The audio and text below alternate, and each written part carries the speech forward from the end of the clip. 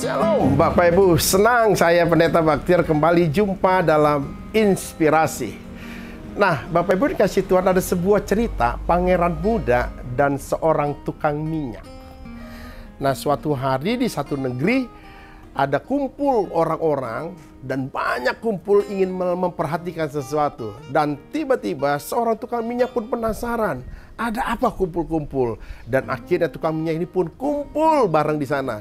Lalu kemudian waktu dilihat oleh tukang minyak ini, ternyata ada seorang pangeran yang ingin menunjuk kebolehannya dengan sombongnya. Dan kebolehan dari pangeran muda adalah kemampuan dia memanah. Jadi setiap apa yang dipanah selalu tepat pada sasaran. Tidak ada yang meleset satupun.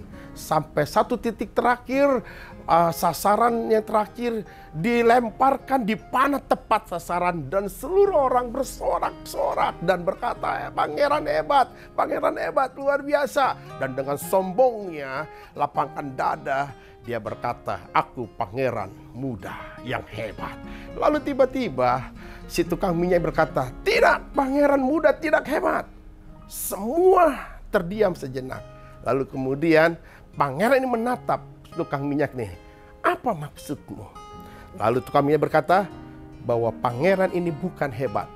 Jangan sombong. Pangeran bisa melakukannya karena pangeran sering berlatih. Kebiasaan berlatih. Saya akan tantang pangeran. Pangeran bisa nggak memasukkan minyak ke dalam botol tanpa melihat? Pangeran pun terdiam. Dan tukang minyak membuktikan bahwa dia juga punya kemampuan yang bisa diandalkan. Memasukkan minyak ke dalam botol tanpa melihat. Dan dilakukan oleh tukang minyak ini. Dan kemudian orang semua terdiam. Hebat juga. Tukang minyak ini tepuk tangan. Lalu kemudian tukang minyak berkata gini. Janganlah kita sombong. Sebab apa yang kita bisa lakukan hari ini karena kebiasaan, karena kita melatih diri. Jadi nggak perlu ada yang disombongkan.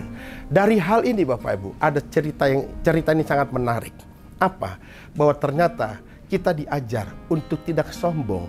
Sehebat apapun kita, seluar biasa apapun kita, secerdas sepintar apapun kita, jangan pernah sombongkan dirimu. Sebab Bapak Ibu dikasih Tuhan, kalau kita bisa ada hari ini karena Tuhan. Maka tema hari ini inspirasi adalah sombong di masa pandemi. Kenapa saya bilang sombong di masa pandemi? Kalau kita perhatikan nih Bapak Ibu, sombong itu dalam Kamus Bahasa Indonesia yaitu sombong artinya menghargai diri sendiri secara berlebihan. Arti lainnya adalah congkak dan angkuh. Nah pertanyaannya, siapa sih orang yang congkak, orang yang angkuh, orang yang terlalu berlebihan menghargai diri sendiri, dan pusat sombong adalah diri sendiri. Dan ternyata semua orang punya kesempatan untuk sombong, bahkan bisa jatuh dalam dosa kesombongan. Maka firman Tuhan jelas mengatakan di dalam firman Tuhan Filipi pasal 2 ayat 3, dengan tidak mencari kepentingan sendiri atau puji-pujian yang sia-sia. Sebaliknya hendaklah dengan rendah hati yang seorang menganggap yang lain lebih utama daripada dirinya sendiri. Jangan mencari kepentingan diri sendiri, tapi kita rendah hati mengutamakan orang lain daripada diri sendiri. Maka apa yang kita bisa pelajari dari ayat ini? Dua hal definisi kesombongan. Yang pertama, kesombongan adalah menolak kebenaran.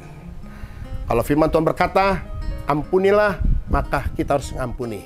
Kalau kita nggak ngampuni, artinya kita sombong.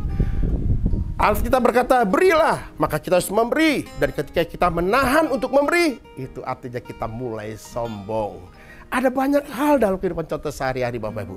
Jangan tolak kebenaran. Waktu Bapak Ibu sedang menolak kebenaran, Bapak Ibu sedang dihantui dengan kesombongan. Yang kedua, melecehkan orang lain.